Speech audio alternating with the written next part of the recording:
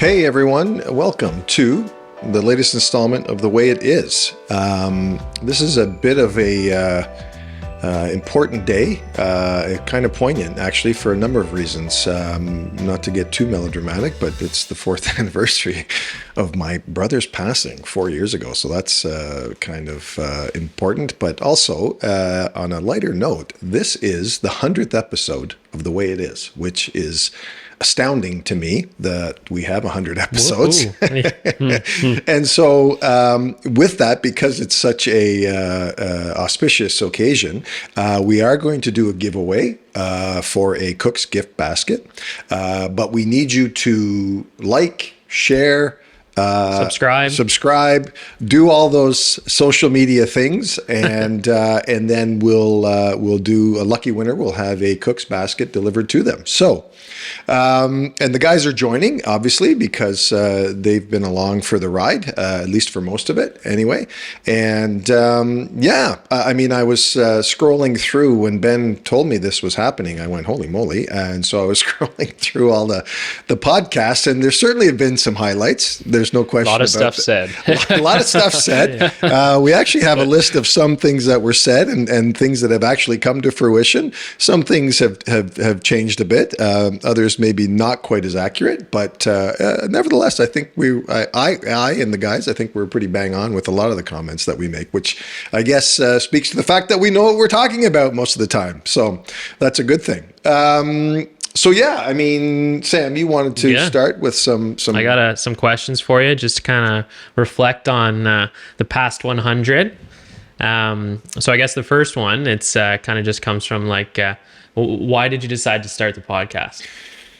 Well, a couple of reasons. One was the least of which was this whole social media thing that everybody says you have to be present and start a podcast. And, you know, the first it was blogs, and then now it's podcasts and all that stuff. The other thing is I've actually always enjoyed this kind of a form in public speaking. I've even toyed with the idea of going into motivational speaking, coaching, that kind of stuff. And so for me, it was an opportunity where I thought, and I've developed certain opinions over 35 years in real estate, good place to rant. 56 years of life. So yeah, I thought it would be a good place to rant. I was always actually enamored with Rick Mercer's rants, in fact, and that was the original sort of vision for the podcast. And then I chickened out a bit because I've kept it PC, probably too PC. Maybe now going forward, the 100 plus, we'll start turning up the heat a bit, and 18 plus. we'll start actually maybe ruffling feathers and creating some ripples in the water, because it's obviously about, some of it's tongue in cheek, but some of it's actually quite pertinent, and it's about. And so getting back to the point, it's about getting people thinking. It was to provide information to the listeners, to the general public. It was also designed not to be just real estate focused and real estate centric. It was designed to be more community minded and community oriented, because I think a lot of people are interested in what's happening in their community and don't necessarily know the ins and outs of what's happening around them and why. So, yeah. Wait, just a quick, I guess, detour to community. You want to say something about Movember quick? Right, yeah. So as you can see, we did there'll be a post out at some point today or in the next couple of days. We did a shave off there just to see 3/4 of the way in how the stashes are progressing. And there'll be a contest actually for that too, to see who's got the best stash. I think the handlebars myself are going to win it. Wait till the end. And yes, we do have our site. We're actually not so much close to our goal. We're definitely over half, which is great. And we are going to, I'll say this out loud, this will be in the post as well, but Team Luca first. Our goal was $1,500. I think we're at $950. So we will match dollar for dollar any donations that take us now to the $1,500. We will match that to take the goal over and above that. So there's an incentive for everybody to donate as well. So thank you, Joel, for bringing that up. So perfect.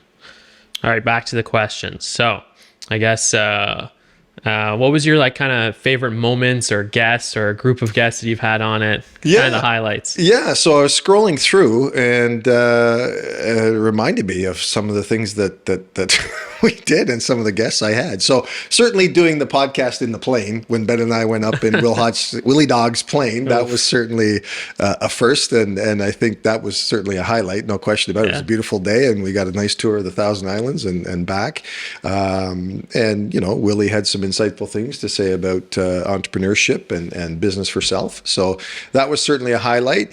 And then there's certainly today, very topical, Victor Mendez, who's in Qatar going to be watching Canada's game. We're recording this on Wednesday, so this is Wednesday. So we're not going to keep this too long because kickoff's at 2:00 for Canada's first World Cup game in 36 years. So that was exciting to talk about Team Canada, the infrastructure of soccer in the country, and of course this started during the pandemic, the podcast, and so. Dr. Gerald Evans was one of my faves. He was one of my faves on the science table, advisory table for the province. He's just a smart guy. He gets it. He was very educational and insightful about the pandemic and how people should navigate it, the vaccines, all of that. I really enjoyed my times with him. Absolutely. Lubomir Luchik, the professor at RMC, who supports the Ukraine, which is still a thing. Hard to believe 100 days in or something like that's still a conflict and still happening. So, again, that was timely and topical.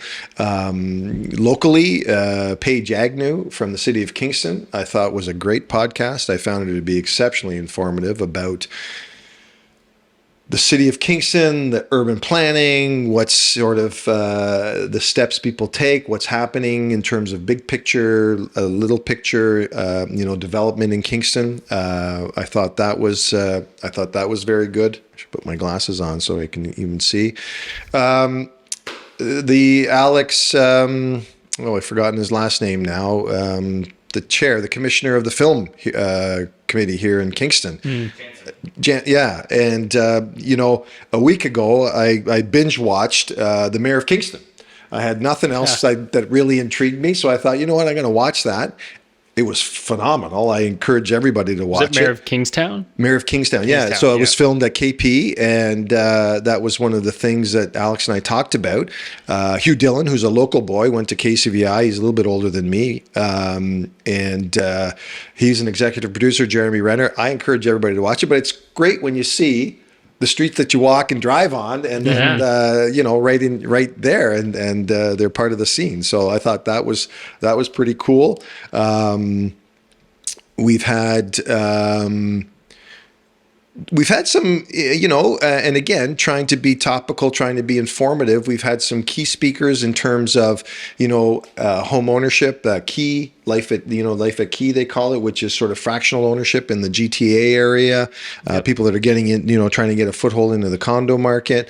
Different ways to expedite the real estate process. That open chap that talked about, that technology surrounding offers and all of that part of it. The back end of that with I got to find it here, but the other fellow that it's all digital now in terms of the back end of real estate and the transactions and being able to do everything online. We talked about the one guest that talked about wills and estates, Lisa Henderson of House of Three, who's fantastic, former client that makes plans and helps with legalization of secondary suites and stuff like that. Again, very prominent and topical. I had my doppelganger first cousin David on talking about the U.S. economy, which was great to have him on and confuse people in terms of how there could be two good-looking guys like me on the planet. what John Lusink, who's always he's a great staple. friend. He's a great friend. He's so smart guy, very insightful, and he's got his finger on the pulse because he's in the middle of it, right in the GTA with how many, I forget how many locations they have for Right at Home, and between Ottawa and Toronto, and so he's in the thick of it every day. So his insights are always pertinent, I find, and helpful. So yeah, I mean, that's definitely, so those are some awesome, of the, yeah. and then of course the ones that got the most traction were the mayoral interviews, and I have to say, it was certainly enlightening. Certainly, Tina Fraser, the one candidate, brought certainly a whole different perspective to the mayoral candidacy race. And Skylar MacArthur O'Blennis, smart kid, ended up doing quite well. I think he finished second. Yeah, absolutely. And even Ivan Stolickovic, had a very, different perspective, not in a bad way by any means, but he had a very, and he's very passionate. He was very passionate about his perspective in terms of the homeless and how to help these people immediately, and his beliefs in what was happening at City Hall, right and wrong, and whatnot. So that, I found that extremely interesting. And of course, Mayor Patterson, there's those that may not be fans of his. I've always enjoyed his times on the podcast just because I find him a consummate professional. I find him, I've found him to be a good mayor, whether that's right or wrong. Well, he won by a bit of a landslide, so obviously, other people do. And I think it speaks to if we're going to say something, and certainly not to be disparaging to Mayor Patterson, but he really hasn't done anything horribly wrong. Maybe there's those that would say he hasn't done anything great, but he certainly hasn't cocked it up, right? And there's certainly it almost seems like in politics, half the job is making sure you don't muck up. Yeah, you don't screw it up. Yeah. Absolutely. So so there you go. I think I've touched on most of the highlights there. No, that's big. I mean, 100 episodes and stuff. So, and then, you almost touched on it in there, but how do you feel about it now after 100 episodes? Do you regret it? Are you happy you did it? Are you excited? I'm happy I did it. I want to keep doing it. There have been some, Ben can attest, it's been challenging sometimes getting guests consistently. That's been a struggle. We've reached out to certain groups that just tune us out. I wanted to have a rant about homecoming, and the powers that be of Queens shut us out. I'll say that out loud. Touchy subject for them. That's why. Whatever. I may still do a rant about it again, but that pisses me off because I'm not here to throw in, and my podcast speaks for itself. I've been very PC. I'm not here. I'm not Joe Rogan. I'm not here to throw somebody under the bus. I just want to flesh out conversations and have people understand why things are happening, right? So everybody has an opportunity to say their piece and give their opinions. We wanted some of the teachers representatives back when there was issues. Always education. It's It's no one else. Everyone else will give us time today except for anybody in the education. So, and they shut us out. Although we reached out to a CUPE member, which is still potentially in the wings.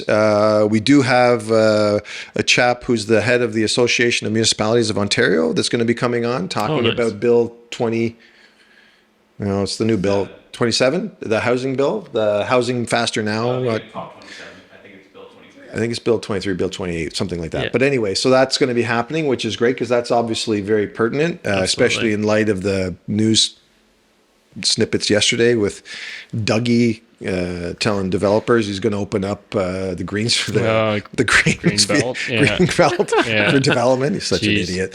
Anyway, so do I still want to do it? Absolutely. Do I want to have more guests? I'd love to have more guests. I'd love to have it in person now that we're sort of on the back end of the pandemic. Yeah. I'd love to have, I'd really like to get actually better traction even now. And I feel if we can get more guests and take it, I'll even take it on the road. Like, I mean, I'd love to go to different venues and meet people where they want to meet.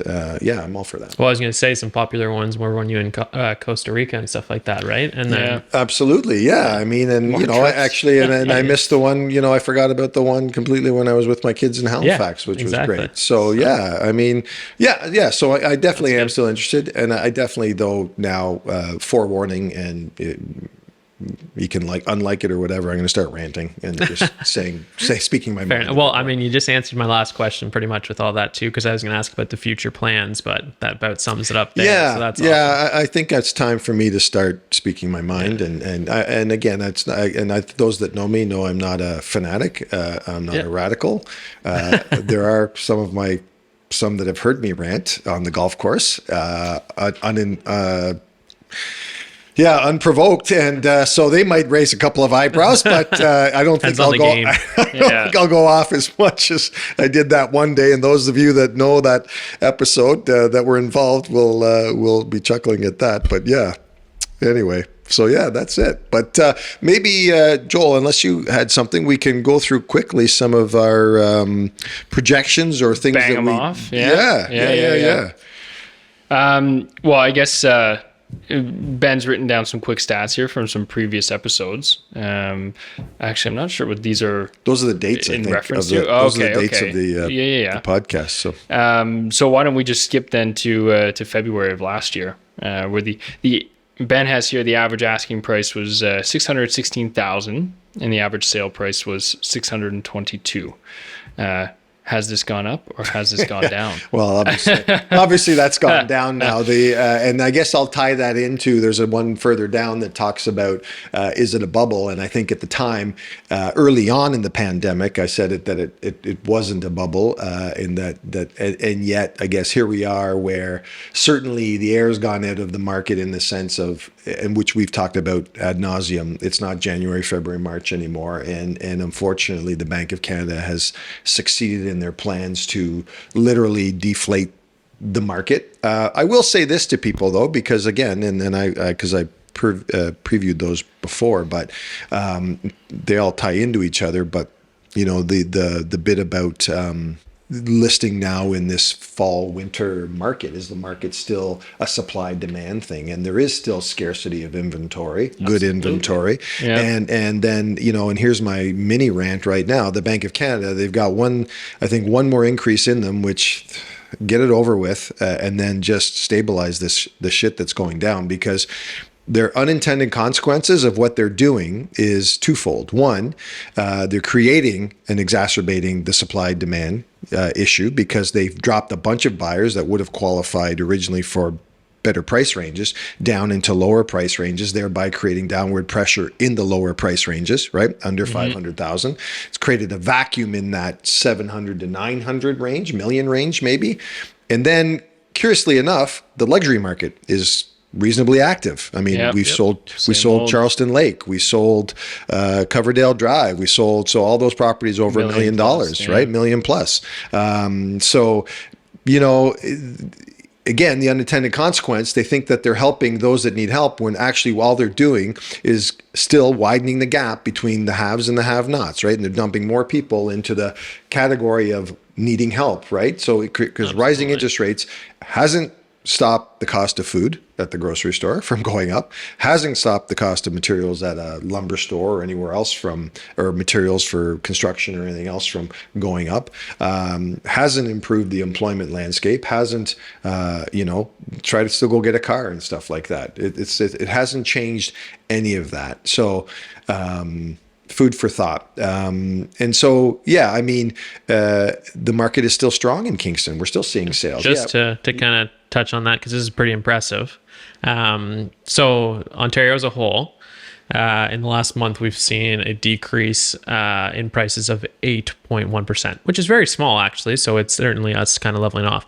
Kingston has seen an increase in 2.7% of prices in the last month, and an increase over the last 2 months, actually. Right. for the average house price. And that speaks to Kingston. Kingston being Kingston. Yeah. I've done this for 35 years here, lived here all my life, and Kingston is just one of those very stable marketplaces. I mean, just it was in the news where Kingston was one of the top 5 smaller cities Yeah. in the country, right? Exactly, Or something yeah. like that. So yeah, I mean, it's like, again, it's a university town, it's a waterfront community, it's got a lot of institutional employment. So it tends to be insulated from a lot of what goes on in the province. Absolutely.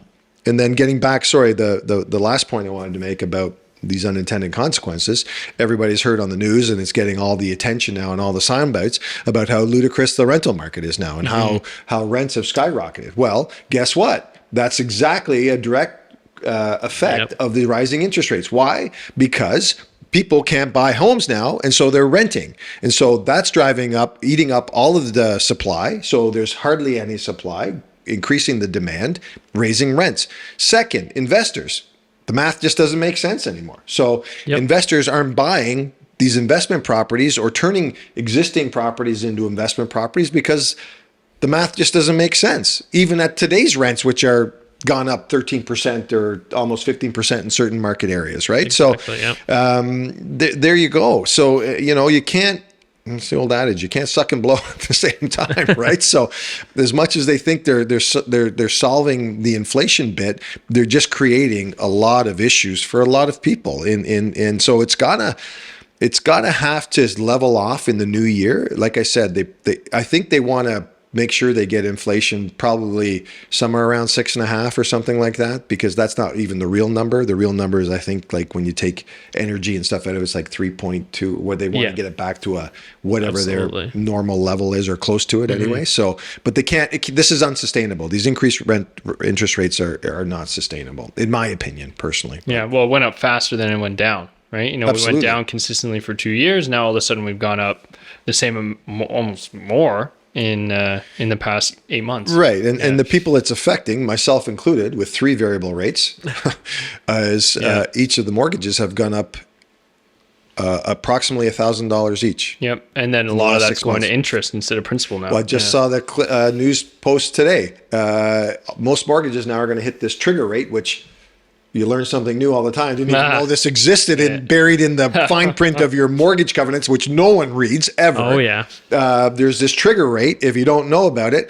And it's the point where your mortgage payment literally doesn't pay any more principal, just all goes to interest. Yeah. So crazy. Well, I guess I can just touch on, I just pulled up the stats for Kingston in particular. I'm using the median sales prices because I kind of prefer those over average, because like you said, the luxury market's still been relatively stable, which kind of influences the average a little bit higher. Yeah. So Kingston in February of this year, peak of the market, $708,000 for a home. Now that includes everything: single families, townhomes, condos, everything. So we went from 708, and we're down to, actually leveled off and increased, like Sam had mentioned, just by a couple percent. Yep. But we're now at 570. So a drastic decline, which is obviously, that's when rate hikes started. Well, they started in March or whatever. It's had quite an effect, and now we're seeing a leveling off. So even with smaller rate increases, I would be surprised if it still does have an effect, because like you said, there's so much pressure now in that market of housing prices. Anything under 600 is pretty much, everybody's going for it. Yeah.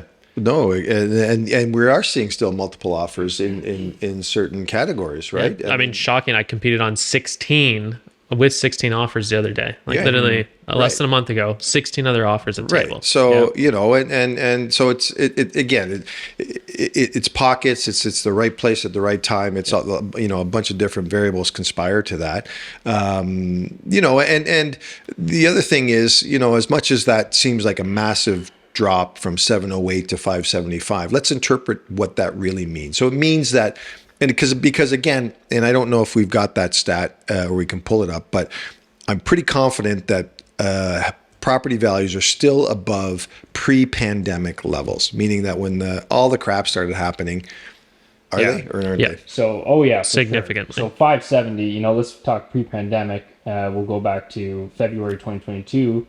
So February 2022, we were at 411,000, and now we're December of, late November of mean 2020 or 2022. When did the 2020, pandemic sorry. pandemic started March 2020. March 2020, right? Yeah. So 410,000 Yeah. was the medium sale price of a house. So in you're Kingston. still 160 above that. Above that, right. And those of you that if you're going online on realtor.ca or whatever, you'll see there's still prices that are out there that are not, try to get a place. I mean, Ben, not to talk out of school and air your laundry, but Ben's got an offer on a property, fortunately, a semi, but it's under 400,000. But we got lucky, got in right away. We weren't holding offers. Yep. But the everything else, you'd be multiple offers and what have you still. So And that's what we do for our clients is we get them the deals. that's right. Yeah, even if it is a family member. So Family member, employee slash. Yeah. yeah. What time is it? We got to keep watching. Yeah. It's 1:31. All right. What else we got? Oh, okay. Yes, that's right. I guess there is Make more, it quick. We got to get home to watch the Yeah, we game. got to get home and watch the game. You predicted that interest rates would not go above 6% in the next half year. Still safe. Yeah. And especially if we're only expecting one more hike. Yeah. Now, That is safe. are we talking like mortgage rates, like a 5-year fixed, or are we talking like the Bank of Canada rate? Well, I mean, Bank of Canada. That went to above 6, we'd all. Well, Bank of Canada will go above 6 because that is at 5.95, right? Which is the They're not that high, are they? No, they're at like 4.25 or something. Prime, so that is the- prime it's- is at 5.95. prime is Yeah. at 5.95, right? Yeah. So yeah, So prime will climb above 6 for sure. yes, But that's exactly. But retail rates, so fixed 5-year money is 5.05, right, or something like that. I think we're- 5%, pretty much on the dot. So yeah. the next half point basis increase isn't going to take that above 6. That's for sure. Yeah. So maybe get it to 5.25, something like that. But Exactly. The 3-year rate is 5.59. So I imagine it Yeah. could go to that. But yeah. yeah.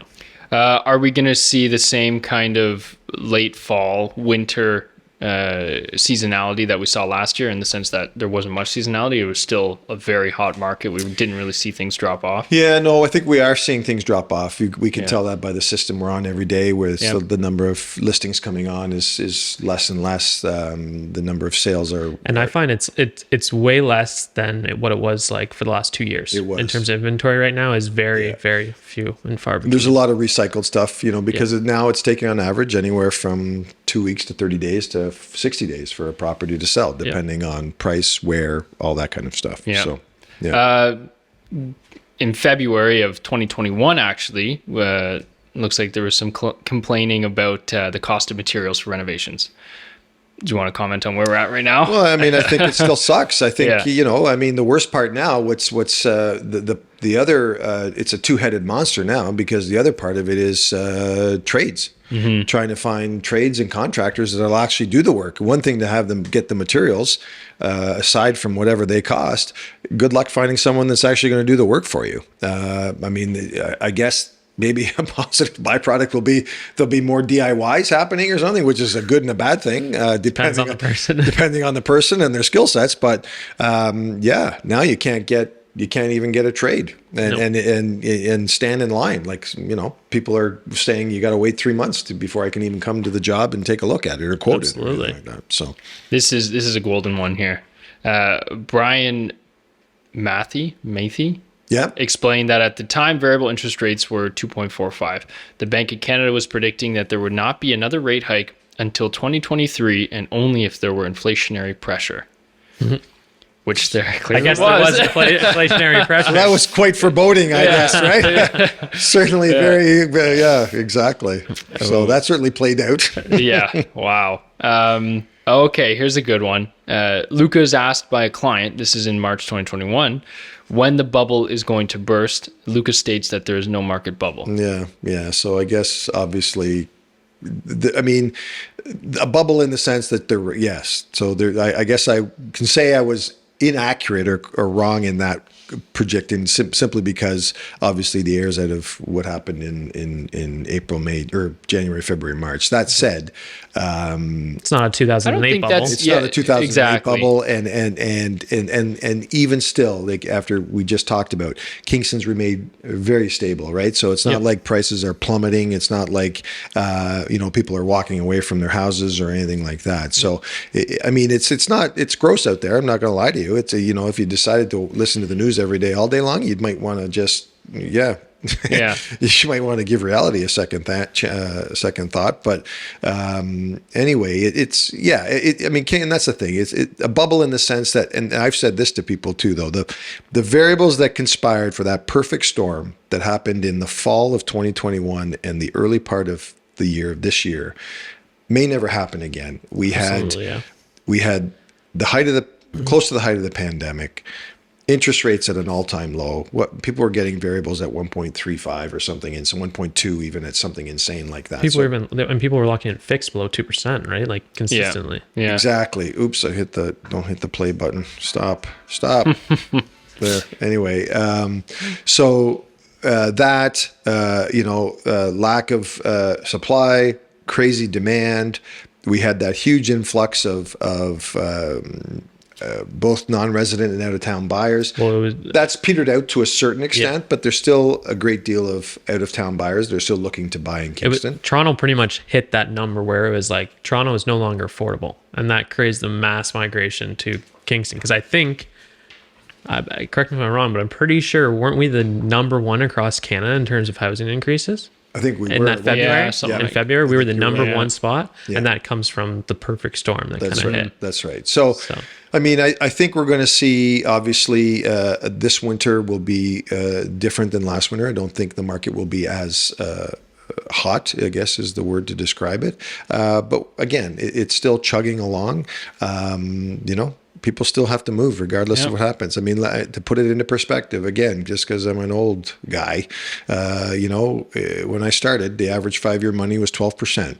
And people bought homes in the 90s when interest rates were 11 3/4 and 12%. So people will still buy houses at 5.25 or 5.05 or 5.95 because there's always going to be a need. The bigger issue is just all these other economic variables that are still applying some pressure that rising interest or increasing interest rates aren't going to solve the problem in the Ukraine, aren't going to solve or the fallout of what the byproducts of the conflict in Ukraine, the conflicts that are happening around the world that leading to, OPEC cutting, turning the tap on and off and creating energy, shortages and things like that. So, but I mean, and like I said, I mean, Kingston is in a market where it's a very transitional place. That's what leads to its stability. So because of all the institutional work at any given time, any given market, people have to move in and out of this community for work or to do everything. If they got posted, if they took a job placement, if